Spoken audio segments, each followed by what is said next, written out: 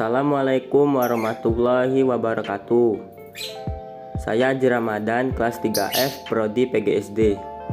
Kali ini saya akan membahas tentang perubahan dan perbedaan kurikulum 1947 sampai kurikulum Merdeka.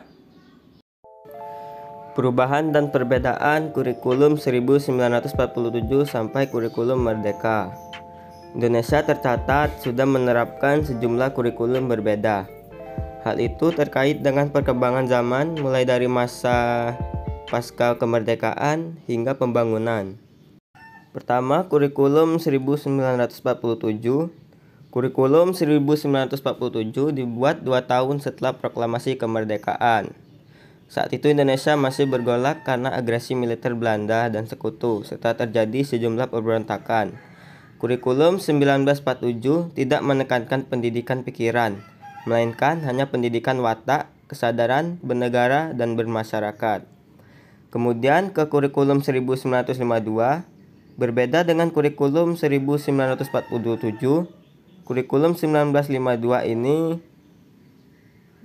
di dalam kurikulum diatur tentang topik pembahasan di setiap mata pelajaran yang dihubungkan dengan kehidupan masyarakat sehari-hari. Selain itu, kurikulum juga mengatur satu orang guru hanya mengajar satu mata pelajaran. Kemudian ke kurikulum 1964. Kurikulum 1964 dirancang dengan tujuan memupuk pengetahuan akademik pada jenjang sekolah dasar. Selain itu, konsep pembelajaran menitik beratkan pada pembangunan moral, kecerdasan, emosional, atau artistik. Dan kemudian kurikulum 1968.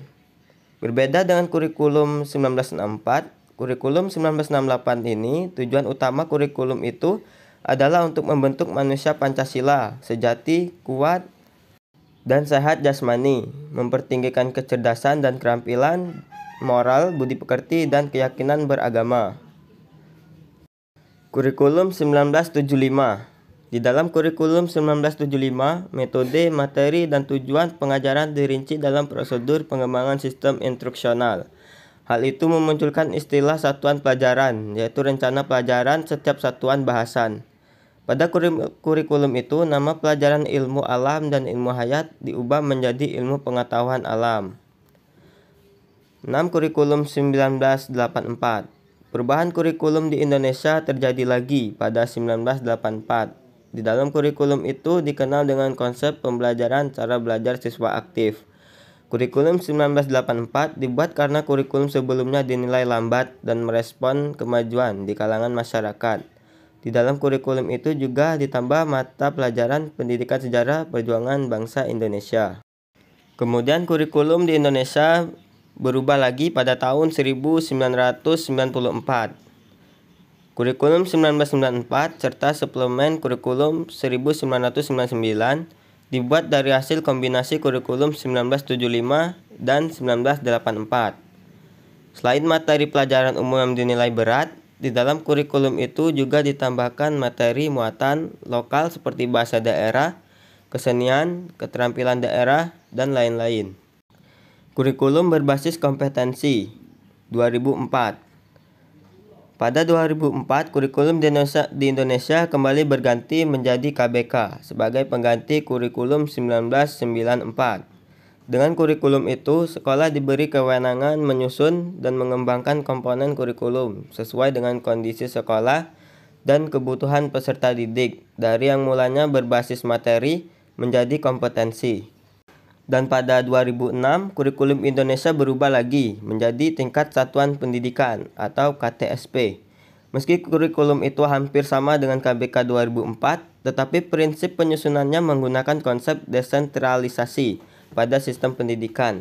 Pemerintah hanya menetapkan standar kompetensi dan kompetensi dasar.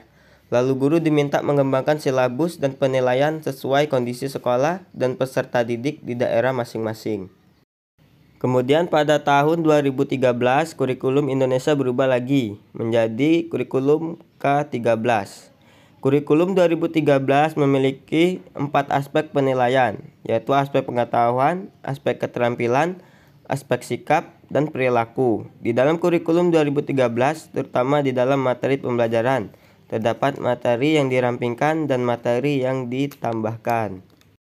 Kemudian dari tahun 2013, kurikulum berubah lagi menjadi kurikulum merdeka, kurikulum pada saat sekarang. Kurikulum merdeka merupakan kurikulum dengan pembelajaran ekstrakurikuler yang beragam, di mana konten akan lebih optimal agar peserta didik memiliki cukup waktu untuk mendalami konsep dan menguatkan kompetensi. Dalam proses pembelajaran, guru memiliki keluasan untuk memilih berbagai perangkat pembelajaran, sehingga pembelajaran dapat disesuaikan dengan kebutuhan belajar dan minat peserta didik. Kemudian anak juga tidak bisa dipaksakan mempelajari suatu hal yang tidak disukai, sehingga akan memberikan otonomi dan kemerdekaan bagi siswa dan sekolah.